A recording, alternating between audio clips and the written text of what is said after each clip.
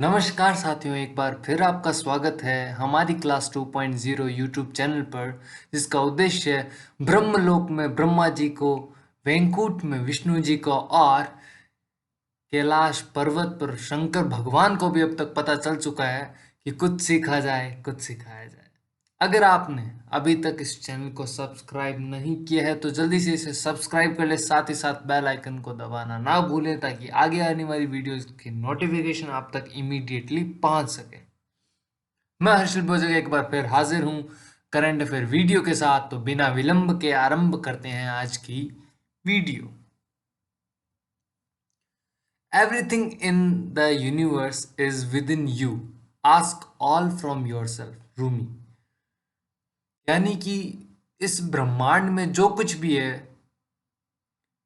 वो सब कुछ तुम में है। तो जो कुछ भी पूछना हो वो किसी और से नहीं, खुद से पूछो कि आपको क्या बनना है, आपके लक्ष्य क्या है, आप किस लिए अवतारित हुए हैं इस धरती पर। तो जो भी कुछ पूछना है वो खुद से पूछिए, क्योंकि सब कुछ आपके अंदर ही है। तो इसी पावरफुल क्योट के साथ बढ़ते हैं पहले क्वेश्चन की तरफ। हाल ही में किस तटीय सुरक्षा अभ्यास का समापन हुआ है? और आपके ऑप्शंस आर कवच मंथन, बी सागर मंथन, सी सागर कवच या डी जलडमरू। और आपका आंसर है सागर कवच। भारतीय नौसेना द्वारा इंडियन कोस्ट गार्ड और केरल की तटीय सुरक्षा में लगे सभी हितधारकों के साथ सागर कवच नामक 2 दिवसीय तटीय सुरक्षा अभ्यास का किया गया है। मतलब ये सुरक्षा अभ्यास यहाँ पे किया गया है। ये संयुक्त अभ्यास कोची केंद्र की निगरानी में किया गया, मतलब कोची के केंद्र की निगरानी में यहाँ पे किया गया है। और सागर कवच तटीय सुरक्षा तंत्र की क्षमता परखने और मानक संचालन प्रक्रियाओं का जायजा लेने के उद्देश्य से एक अर्धवार्षिक अभ्यास है ये। तो सागर कवच के बारे में आपको फुल डिटेल मिल चुकी होगी। और नौसेना प्रमुख है हमारे एडमिरल करमबीर सिंह। बढ़ते हैं नेक्स्ट क्वेश्चन की तरफ। राष्ट्रीय डाक सप्ताह कब मनाया जाता है? ऑप्शन आर 9 से 15 अक्टूबर, बी 20 से 26, सी 18 से 24 अक्टूबर या डी 2 से 7 अक्टूबर। और आपका आंसर है 9 से 15 अक्टूबर। विश्व डाक दिवस के उपलक्ष्य में डाक विभाग द्वारा 9 से 15 अक्टूबर 2020 के दौरान राष्ट्रीय डाक सप्ताह मनाया जा रहा है। हर साल राष्ट्रीय स्तर पर लोगों और मीडिया के बीच डाक सेवाओं की भूमिका और गतिविधियों के बारे में जागरूकता पैदा करने के लिए राष्ट्रीय डाक सप्ताह का आयोजन किया जाता है। और ये है हमारे कुछ की पॉइंट्स। यूनिवर्सल पोस्टल यूनियन मुख्यालय है बर्न, स्विट्जरलैंड में।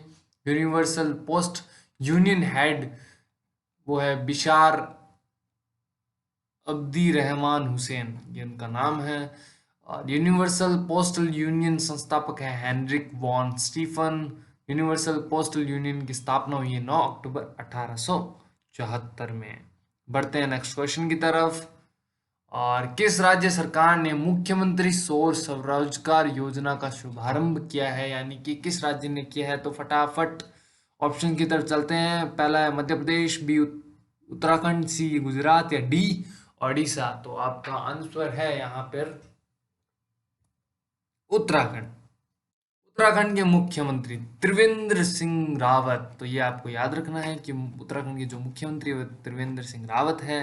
उन्होंने उत्तराखंड में देहरादून के वीरचंद्र सिंह गढ़वाली सभागार में मुख्यमंत्री सौर स्वरोजगार योजना का शुभारंभ किया है। इस योजना का उद्देश्य युवाओं को स्वरोजगार के लिए प्रोत्साहित करना है और हरित ऊर्जा के उत्पादन को बढ़ावा देना है। इस योजना में युवा और प्रवासी श्रमिकों को लाभ पहुंचाने लक्ष्य रखा गया है, जो महामारी के कारण विभिन्न हिस्सों में नौकरी छोड़कर राज्य में वापस लौट आए हैं। तो ये बहुत ही अच्छी यहाँ पे योजना शुरू की उत्तराखंड सरकार ने। मुझे पूरी उम्मीद है कि जल्द ही इनसे प्रोत्साहित होकर राजस्थान वाले भी कुछ करेंगे। अ, ये कुछ हैं की पॉइंट्स। उत्तराखंड राज्यपाल है बेबी रानी मौर्य। और यहाँ पे नदियां हैं गंगा नदी, यमुना नदी, सरयू नदी, भागीरथी नदी, गोला नदी और काली नदी। बढ़ते हैं, ये है त्रिवेंद्र सिंह रावत, इनकी आप इमेज देख सकते हैं। और बढ़ते हैं नेक्स्ट क्वेश्चन की तरफ। केरल की पहली महिला मुख्य न्यायाधीश का निधन, उनका नाम था, ऑप्शन आर के उषा, बी मृणाल दुबे, सी सोनाक्षी कुसदुशी, डी सीता जिएता। और आपका आंसर है के उषा। केरल उच्च न्यायालय के पूर्व मुख्य न्यायाधीश न्यायमूर्ति के उषा का निधन, उन्होंने 1991 से 2000 के दौरान एक न्यायाधीश के रूप में सेवाएं दी थी। इनके बाद जब उन्हें 2000 से 2001 तक केरल उच्च न्यायालय का मुख्य न्यायाधीश नियुक्त किया गया था, तो न्यायमूर्ति उषा से उच्च न्यायालय न्यायपालिका में शामिल होने वाली पहली महिला बनी और मुख्य न्यायाधीश बनी थी। तो ये बहुत अच्छा क्वेश्चन है यहाँ पे, और ये है उनकी इमेज। नेक्स्ट क्वेश्चन की तरफ। विश्व मानसिक स्वास्थ्य दिवस कब मनाया जाता है? आपके ऑप्शन है 8 अक्टूबर, बी 10 अक्टूबर, सी 15 अक्टूबर, या डी 11 अक्टूबर। आंसर है 10 अक्टूबर। हर साल 10 अक्टूबर को विश्व स्तरीय पर वर्ल्ड मेंटल हेल्थ डे यानी विश्व मानसिक स्वास्थ्य दिवस मनाया जाता है। ये दिन दुनिया भर में मानसिक स्वास्थ्य के मुद्दों के बारे में जागरूकता बढ़ाने और मानसिक स्वास्थ्य के समर्थन में प्रयासों को बढ़ाने के उद्देश्य से मनाया जाता है। World federation for mental health द्वारा विश्व मानसिक स्वास्थ्य दिवस का आयोजन किया जाता है। और बढ़ते हैं कुछ की पॉइंट्स की तरफ। World federation for mental health के लिए के अध्यक्ष हैं वो है इग्रिड डेनियल, और world federation for mental health की स्थापना हुई थी 1948 में। तो बढ़ते हैं नेक्स्ट क्वेश्चन की तरफ। किसे सौंपा गया उपभोक्ता मामलों के मंत्रालय का अतिरिक्त प्रभार? ऑप्शन था नरेंद्र मोदी, बी राजनाथ सिंह, सी निर्मला सीतारमन, या डी पीयूष गोयल। और आंसर आपका पीयूष गोयल। केंद्रीय मंत्री पीयूष गोयल को हाल ही में हुए केंद्रीय मंत्री रामविलास पासवान के निधन के बाद उनके मौजूदा मंत्रालय के अलावा उपभोक्ता मामलों, खाद्य और सार्वजनिक वितरण मंत्रालय का अतिरिक्त प्रभाव सौंपा गया। गोयल वर्तमान में केंद्रीय रेल मंत्री और वाणिज्य और उद्योग मंत्री के रूप में सेवारत है। यानी कि आपको पता है रामविलास पासवान का भी निधन हुआ है, उसके बाद इनका जो मंत्रालय था वो पीयूष गोयल को सौंपा गया है। और बढ़ते हैं अपने वोकेबुलरी सेक्शन की तरफ। पहला है एनेक्सियस यानी कि चिंतित, ANXIOUS। बी है इनोग्रेट यानी आरंभ करना। सी है मेलिशियस यानी दुर्भावनापूर्ण, MALICIOUS यानी किसी के प्रति वैर भाव रखना। फोर्थ है इनएविटेबल यानी अनिवार्य, INEVITABLE। फिफ्थ रिक्वेस्ट, जो हम आपसे करते ही रहते हैं कि हमारी वीडियोस को लाइक कीजिए, शेयर कीजिए, लेकिन आप जो हैं बिल्कुल ऐसा नहीं करते। तो अगर आज आपको ये वीडियो नहीं पसंद आई तो प्लीज़ इसे लाइक कर दीजिए। REQUEST हम आपसे करते हैं। और ज़्यादा से ज़्यादा हमारे चैनल को सब्सक्राइब कीजिए और कमेंट भी कर सकते हैं अगर आपको उचित लगे। आपने हमें इतना समय दिया उसके लिए आपके लिए लेकर आए हम स्पेशल 2 क्वेश्चन, तो उन्हें भी आप देख लीजिए एक बार।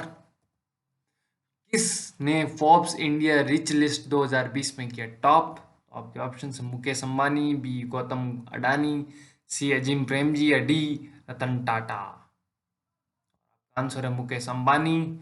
रिलायंस इंडस्ट्रीज लिमिटेड RIL के चेयरमैन मुकेश अंबानी ने वर्ष 2020 की फोर्ब्स इंडिया रिच लिस्ट में टॉप किया है। उन्होंने फोर्ब्स इंडिया की सूची में लगातार 13वें साल सबसे अमीर भारतीय के रूप में अपना स्थान बरकरार रखा। इस बिजनेस टाइकून ने अपनी कुल संपत्ति में $37.3 बिलियन का इजाफा किया। तो बहुत ही ज़्यादा कमाया है इन्होंने,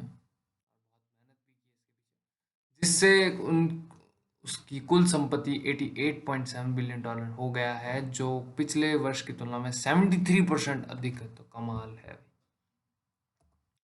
इस सूची में दूसरे स्थान पर अडानी ग्रुप के चेयरमैन गौतम अडानी हैं, जिनके कुल संपत्ति $25.2 बिलियन आंकी गई, और इसके tech tycoon Shiv Nadar $20.4 billion की कमाई के साथ तीसरा स्थान हासिल किया है। तो ये इनकी 3 लिस्ट निकली है, और रिच लिस्ट में इन तीनों ने अपना नाम बरकरार रखा है पहले। और ये है मुकेश अंबानी, ये है अडानी साहब, और ये हैं शिव नाडार।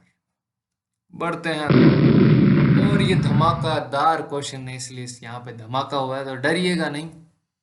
DRDO ने किस एंटी रेडिएशन मिसाइल का सफल परीक्षण किया है? और आपके सामने ऑप्शंस हैं नागराज, बी वायु 2, सी रुद्रम या डी आकाश?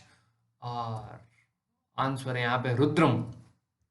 डीआरडीओ ने ओडिशा तट के समीप व्हीलर द्वीप पर एक नई पीढ़ी के एंटी रेडिएशन मिसाइल का सफल उड़ान परीक्षण किया है। इस मिसाइल को SU-30 MK-1 लड़ाकू विमान से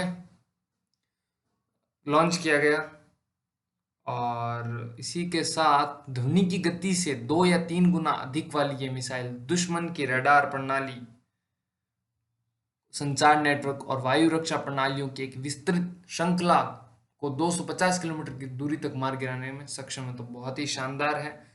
रुद्रम के बारे में थोड़ा सा और जान लेते हैं। Rudram Defence Research and Development Organisation DRDO, ये उनकी फुल फॉर्म है,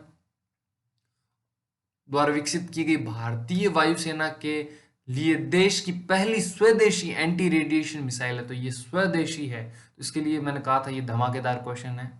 और इसी के साथ इसकी थोड़ी सी हम क्वालिटी जान लेते हैं, स्पेसिफिकेशन, कि ये मिसाइल जो है वो रुद्रम ने विकीर्ण लक्ष्य को पिन पॉइंट सटीकता के साथ मार गिराने की क्षमता, यानी कि जिस समय जहां से उसे लॉन्च कर दी जाए उसके बाद ये अपने दुश्मन को नहीं छोड़ेगी। इसमें पैसिव होमिंग हेड प्रोग्राम के रूप में आवर्तियों के एक विस्तृत बेड पर लक्ष्यों का पता लगा सकता है, वर्गीकृत और इसे संलग्न कर सकता है। तो बहुत ही मतलब ये अपने जो अ, लक्ष्य को है, टारगेट को है, खुद ही पहचान लेगी। बस आपको तो इसे सिर्फ लॉन्च करना है। तो ये बहुत ही शानदार अ, सफलता हासिल की है भारतीय वायुसेना।